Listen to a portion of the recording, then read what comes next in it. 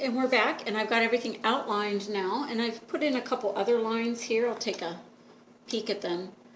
Remember how we did this line and we went and made it bend so that this is the edge of my lollipop? We just put a couple hints of line right there just to sort of help define that edge. And I put just a little hint of a line here. You know, sometimes you get those round suckers and they have that little bump in there where the where the thing went together. So I stuck that there. So we did all of our outlines. And again, you could leave it at this point, or you could take it the next step. And the next step is, I'm looking at these negative spaces. A negative space is the space between objects. Say, for instance, if you're trying to draw a tree, and that's difficult to draw a tree because you lose your way in your branches, try drawing the spaces between the branches instead of the branches, and you'll find that when you draw those negative spaces, all of a sudden, ta-da, there's a tree.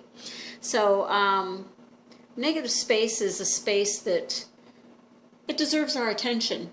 And in this case, I mean, you can leave it. There's enough interest in here. This is weighted heavy enough down here to balance out that, at least to some degree. Maybe I'll make it even more so.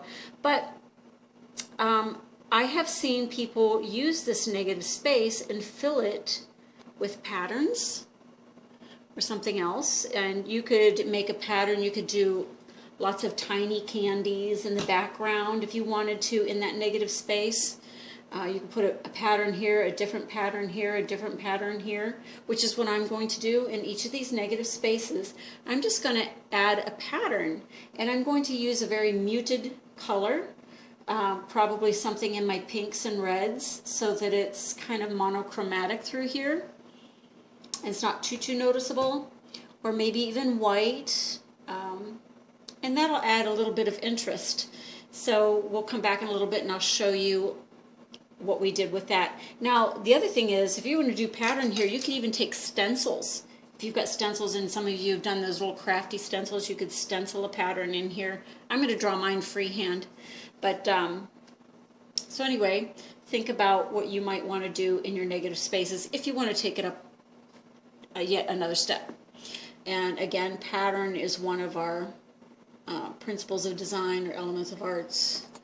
Principles of design. It helps establish a unity, a repetition. Be kind of neat. So we'll come back and see what we did there.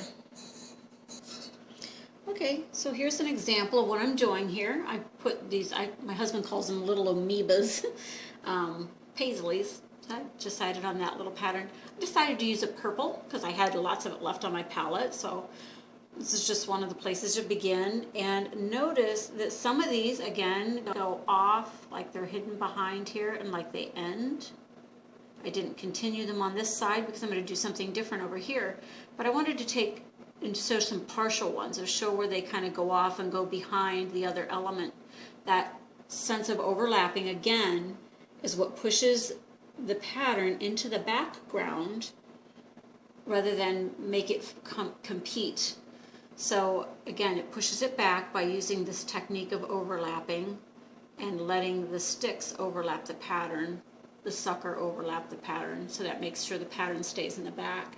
I have seen some really interesting artwork where people have had a pattern like that, pushed it in the background by using this overlapping, and then using it again somewhere else, only overlap it in the front, so then you get the feeling like that's down on one layer, this is in another layer, and then you have another pattern on an upper layer.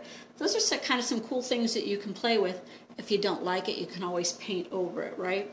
So this is just another way of taking this up one more notch and doing something with it. So I'm doing a pattern here, and I'm going to do some pattern in these other areas as well. So we'll come back when we have all our patterns, so you can think about what you want to put in these other areas, if you even want to do it at all. And we'll come back and look. Okay, here I wanted to show you a couple of techniques I'm using just with my brush, letting my brush do some work. I used my flat brush and I just spun to get these shapes here, and then I outlined them. I just took my thinner brush and just added an extra white swirl in them, so they look like little cinnamon rolls.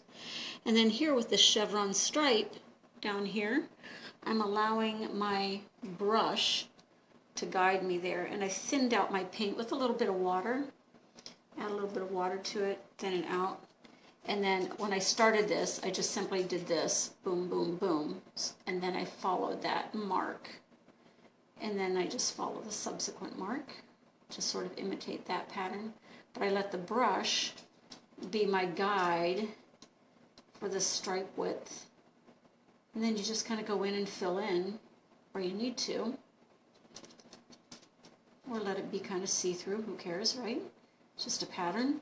And if I accidentally get some on this, if I'm quick, I can take a damp brush or a damp wash rag or a damp paper towel, and I can actually wipe off my apparent mistakes.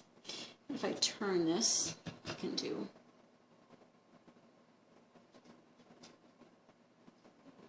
it doesn't have to be perfect. Again, whatever you don't like, you can paint over, you can go through, you can fix it, you can touch it up. Acrylic is wonderful that way.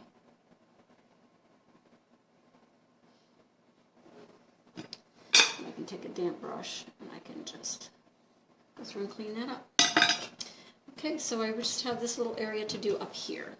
And then again, you can get this to where this is your finished product and you can be done, or we can go even further.